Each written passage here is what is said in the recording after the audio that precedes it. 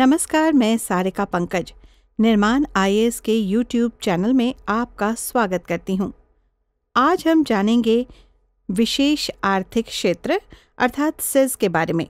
इससे जुड़ी हुई क्या क्या जानकारियाँ हमें मिलेंगी, इस अंक में पहले ये जान लेते हैं।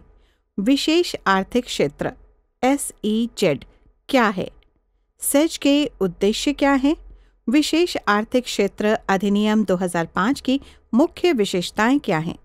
निम्स और सेज में क्या अंतर है? NIMZ और SEZ में क्या फर्क है? विशेष आर्थिक क्षेत्र संशोधन विधेयक 2019 क्या है और सेज से जुड़ी हुई चिंताएं क्या क्या हैं? सेज के पुनरुद्धार के लिए बाबा कल्याणी समिति की अनुशंसाएं यानी कि रिकमेंडेशंस क्या क्या हैं? और साथ ही देखेंगे इस आर्टिकल से संबंधित UPSC प्रारंभिक और मुख्य परीक्षा अभ्यास पत्र को। तो चलिए शुरू करते हैं आज का ये अंक। सर्वप्रथम जानते हैं विशेष आर्थिक जोन क्या है, यानी कि सेज क्या है। विशेष आर्थिक क्षेत्र अथवा सेज उस विशेष रूप से परिभाषित भौगोलिक क्षेत्र को कहते हैं जहां की व्यापार, आर्थिक क्रियाकलाप, उत्पादन तथा अन्य व्यावसायिक गतिविधियों को संपन्न किया जाता है। ये क्षेत्र देश की सीमा के भीतर विशेष आर्थिक नियमों को ध्यान में रखकर व्यावसायिक गतिविधियों को प्रोत्साहित करने के लिए विकसित किए जाते हैं। भारत पहला ऐसा एशियाई देश है जिसने निर्यात को बढ़ाने के लिए वर्ष 1965 में यानी कि 1965 में कांडला में एक विशेष आर्थिक क्षेत्र की स्थापना की थी। इसे निर्यात प्रक्रिया क्षेत्र यानी कि एक्सपोर्ट प्रोसेसिंग जोन EPZ के नाम से भी जाना जाता है। सेज के मुख्य उद्देश्य क्या हैं? अब ये जानकारी हम लेंगे। अतिरिक्त आर्थिक गतिविधियों का संचालन करना, वस्तुओं और सेवाओं के निर्यात को प्रोत्साहन देना तथा स्वदेशी और विदेशी स्रोतों से निवेश को प्रोत्साहन देना, साथ ही रोजगार के अवसरों का सृजन करना यानी कि क्रिएशन करना और आधारभूत सुविधाओं का विकास भी करना। अब हम जानते हैं विशेष आर्थिक क्षेत्र अधिनियम 2005 यानी कि सेज के जो नियम बनाए गए वो 2005 से क्या क्या हैं। केंद्र सरकार ने विशेष आर्थिक क्षेत्र को प्रोत्साहन देने के लिए एक महत्वपूर्ण अधिनियम विशेष आर्थिक क्षेत्र एक्ट 2005 पारित किया, जिसका एम था निर्यात के लिए आधिकारिक तौर पर अनुकूल मंच प्रदान करना। नए अधिनियम के अंतर्गत सेज इकाइयों तथा सेज विकसित करने वालों के लिए कर में छूट का प्रावधान भी किया गया है। विशेष आर्थिक क्षेत्र अधिनियम 2005 के अनुसार जो भी इकाइयां सेज में स्थापित की जाएंगी उन्हें 5 वर्षों तक कर में 100% की छूट दी जाएगी। इसके बाद अगले 5 वर्ष में 50% की छूट भी दी जाएगी। इसके बाद के अगले 5 वर्ष तक निर्यात से होने वाले मुनाफे पर 50% यानी कि 50% की छूट दिए जाने का प्रावधान है। सेज से विकसित होने वाले को भी 10 से 15 वर्ष की समय सीमा के आयकर में 100% की छूट का प्रावधान भी साथ में किया गया है। प्रशासन एवं निगरानी, सेज को 3 स्तरीय प्रशासनिक व्यवस्था से नियंत्रित किया जाता है। एक शीर्ष निकाय अनुमोदन बोर्ड की तरह कार्य करता है और ये अनुमोदित समिति के साथ क्षेत्रीय स्तर पर सेज से संबंधित मामलों से संबद्ध होता है। क्षेत्रीय स्तर पर सेज की स्थापना के लिए जोन स्तर की अनुमोदन समिति से अनुमति लेना बहुत आवश्यक माना गया है। सेज की इकाइयों के प्रदर्शन का समय समय पर विश्लेषण किया जाता है। ये विश्लेषण यानी कि एनालिसिस अनुमोदन समिति करती है तथा अनुमोदन करने की शर्तों का अथवा विदेशी व्यापार अधिनियम विकास एवं विनिमय का उल्लंघन होने पर संबंधित इकाई का संगठन को दंडित करने के लिए भी यही जिम्मेदार है। अब हम समझेंगे निम्स और सेज में अंतर क्या है, यानी कि NIMZ और SEZ में फर्क क्या है। विशेष आर्थिक जोन स्पेशल इकोनॉमिक जोन्स का मुख्य उद्देश्य निर्यात को बढ़ावा देना है, परंतु दूसरी ओर निम्स राज्यों के साथ भागीदारी के माध्यम से औद्योगिक वृद्धि के सिद्धांत पर भी काम करते हैं और इनका मुख्य बल निर्माण में वृद्धि और आजीविका के सृजन पे होता है, यानी कि एम्प्लॉयमेंट क्रिएशन पे। आकार अवसंचारात्मक योजना के स्तर, नियामक प्रक्रियाओं से संबंधित प्रशासनिक बनावट और बाहर निकलने की नीतियों के मामले में भी निम्स और सेज में अंतर है। गौरतलब है कि राष्ट्रीय निर्माण नीति 2011 NMP के अंतर्गत राष्ट्रीय निवेश और विनिर्माण जोन यानी NIMZ जिसे कहते हैं, वो स्थापित करने के लिए न्यूनतम 5,000 हेक्टेयर क्षेत्र की आवश्यकता निर्धारित की गई है। NMP नीति के तहत विनिर्माण उद्योग समूहों को NIMZ से बाहर स्थापित करने और इन नीतियों के तहत लाभ या छूट प्राप्त करने के लिए सरकार ने समूहों की परिभाषा, दिशा निर्देश और राज्यों द्वारा दी जाने वाली जो छूट है वो भी तय की है। भारत में राष्ट्रीय निवेश और विनिर्माण क्षेत्र कहाँ हैं, ये अब हम जानते हैं। महाराष्ट्र में नागपुर, आंध्र प्रदेश में प्रकासम और चित्तूर, तेलंगाना में मेडक, रंगारेड्डी और महबूबनगर जिले में हैदराबाद फार्मा NIMZ, कर्नाटक में तुमकुर, कोलार, बीदर एवं गुलबर्गा, उड़ीसा के जाजपुर जिले में कलिंग नगर में ये स्थित है और तमिलनाडु में रामनाथपुरम जिला, पौनोरी तालुक एवं तिलुवुर जिला में ये स्थित है। उत्तर प्रदेश में ये औरैया तथा झांसी में बनाया गया है। विशेष आर्थिक जोन संशोधन विधेयक 2019 क्या है, ये अब हम जानते हैं। संसद ने विशेष आर्थिक क्षेत्र संशोधित विधेयक 2019 को मंजूरी दे दी है, जो उद्योगों को विशेष आर्थिक क्षेत्रों में इकाइयों की स्थापना की अनुमति प्रदान करता है। इस विधेयक में विशेष आर्थिक क्षेत्र संशोधन अध्यादेश 2019 का स्थान लिया है। इस अध्यादेश को मार्च 2019 में लागू किया गया था। इस विधेयक द्वारा विशेष आर्थिक क्षेत्र अधिनियम 2005 में भी संशोधन किया गया है। अब हम जानेंगे इसके मुख्य प्रावधान क्या हैं। ये संशोधन केंद्र सरकार को किसी व्यक्ति या किसी भी संस्था को परिभाषित करने के संबंध में लचीलापन प्रदान करेगा, फ्लेक्सिबिलिटी देगा, जिसे केंद्र सरकार समय समय पर अधिसूचित कर सकती है। सरकार का मानना है कि इस संशोधन से सेज में किए जाने वाले निवेश में भी वृद्धि होगी। अगला प्रावधान क्या है जानते हैं। कानून के अनुसार एक व्यक्ति, एक हिंदू विभाजित परिवार, एक कंपनी, सहकारी समिति या एक फर्म को व्यक्ति की परिभाषा के अंतर्गत लिया जाता है। वाणिज्य मंत्रालय के अनुसार ये एक छोटा सा संशोधन है जिसका निवेश, नौकरी और विकास पर व्यापक प्रभाव डालता है। सरकार का मानना है कि सेज अधिनियम 2005 के प्रावधान व्यापारिक संस्थाओं को विशेष आर्थिक क्षेत्रों में व्यापारिक इकाइयां स्थापित करने की अनुमति नहीं देते हैं, लेकिन विशेष आर्थिक क्षेत्र संशोधन अधिनियम 2019 सेज में इकाइयां स्थापित करने के लिए अनुमति देने पर विचार किया जा सकेगा।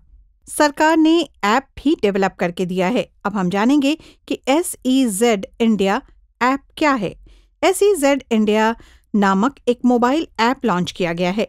वाणिज्य विभाग के SIZ प्रभाग ने अपनी व्यापक ई-गवर्नेंस पहल SEZ ऑनलाइन सिस्टम द्वारा विशेष आर्थिक क्षेत्रों, स्पेशल इकोनॉमिक जोन्स के लिए एक मोबाइल ऐप का भी विकास किया है। ये ऐप काम क्या करती है, ये अब हम जानते हैं। ये ऐप सेज इकाइयों और डेवलपरों को आसानी से सूचनाओं को प्राप्त करने तथा SEZ ऑनलाइन सिस्टम पर उनके लेन देन को ट्रैक करने में सहायता प्रदान करेगी।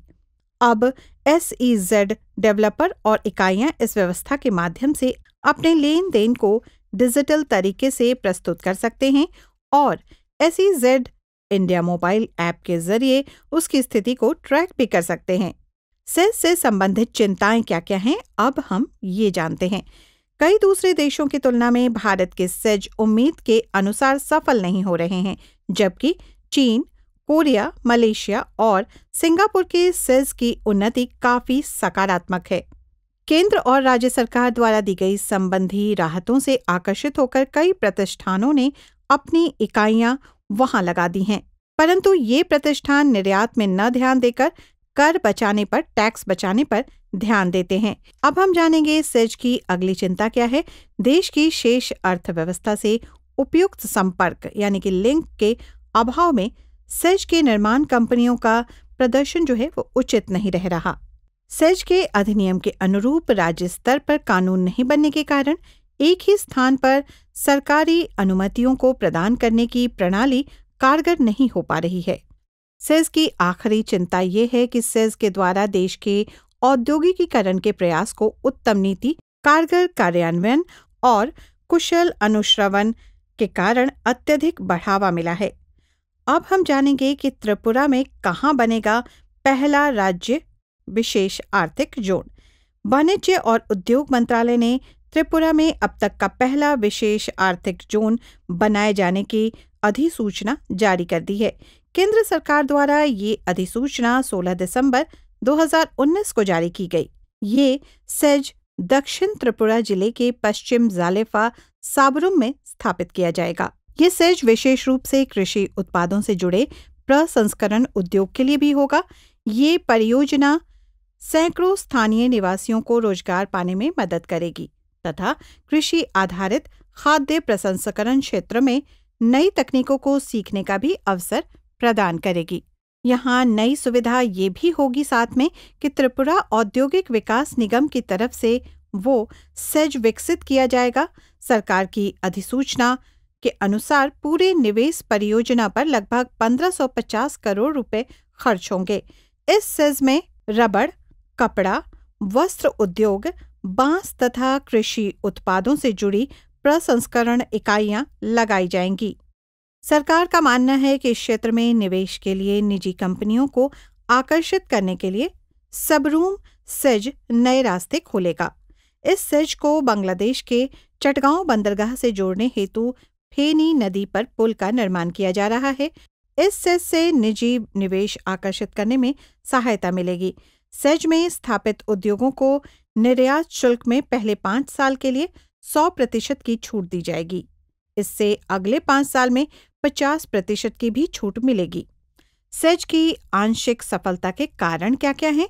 बंदरगाह, रेल और वायु मार्ग के माध्यम से कनेक्टिविटी जैसे बाह्य अवसंचारात्मक समर्थन का अभाव, अपेक्षाकृत कम अवधि के कार्यकाल के कारण क्षेत्र के दीर्घकालिक विकास को प्रोत्साहित करने में राज्य सरकारों की विफलता, कर छूट के दुरुपयोग की आशंका से सरकार द्वारा प्रदान की जाने वाले कर प्रोत्साहनों को समाप्त करना।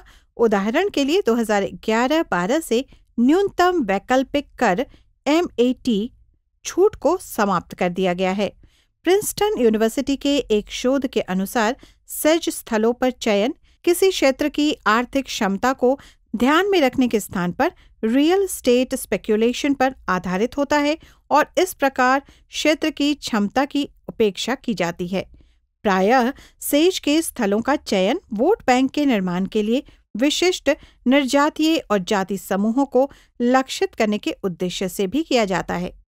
अब हम जानेंगे सेज के पुनरुद्धार के लिए बाबा कल्याणी समिति की अनुशंसाएं क्या-क्या हैं, यानी कि रिकमेंडेशंस क्या-क्या हैं। निर्यात के स्थान पर आर्थिक एवं रोजगार वृद्धि पर ध्यान केंद्रित करना। अगला रिकमेंडेशन है विनिर्माण सेज संबंधित प्रोत्साहन मांग, निवेश, रोजगार और प्रौद्योगिकी, मूल्य संवर्धन और समावेशिता सहित विशिष्ट मापदंडों पर आधारित होने चाहिए। प्रारंभिक केंद्र से अंतिम केंद्र तक कनेक्टिविटी अवसंरचना का विकास, सूचना तकनीकी यानी कि IT और सूचना प्रौद्योगिकी सक्षम सेवाओं ITES जैसे सेवा क्षेत्र के लाभों को स्वास्थ्य देखभाल, वित्तीय सेवाओं, विधिक, मरम्मत और डिजाइन सेवाओं में अपनाया जाना चाहिए। प्रवेश और निकासी प्रक्रिया को सरल बनाया जाना चाहिए। ये है वो रिकमेंडेशंस जो कि पुनरुद्धार के लिए बाबा कल्याणी समिति के अंतर्गत आती हैं। अब हम जानेंगे UPSC मुख्य परीक्षा अभ्यास प्रश्न है, भारत में निर्यात को बढ़ावा देने और बड़ी मात्रा में रोजगार सृजन हेतु विशेष आर्थिक क्षेत्र की स्थापना की गई, किंतु विशेष आर्थिक क्षेत्र अपने उद्देश्य में सफल नहीं हो सके हैं। देश के ये विशेष आर्थिक क्षेत्र सेज घाटे में क्यों है? वे कौन से तत्व हैं जो विशेष आर्थिक क्षेत्र के विकास में बाधक है? इसका जवाब 250 शब्दों में देना है।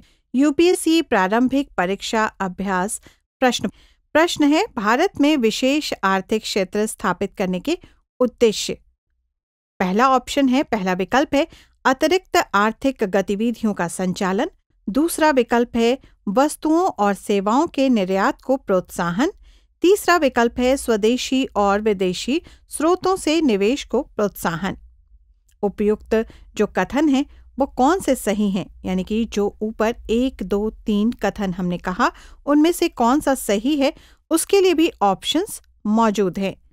पहला, केवल 1 और 2। दूसरा, केवल 1 और 3। तीसरा, केवल 2।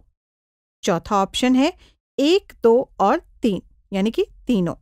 इस प्रश्न का उत्तर आप कमेंट बॉक्स में ज़रूर शेयर करें।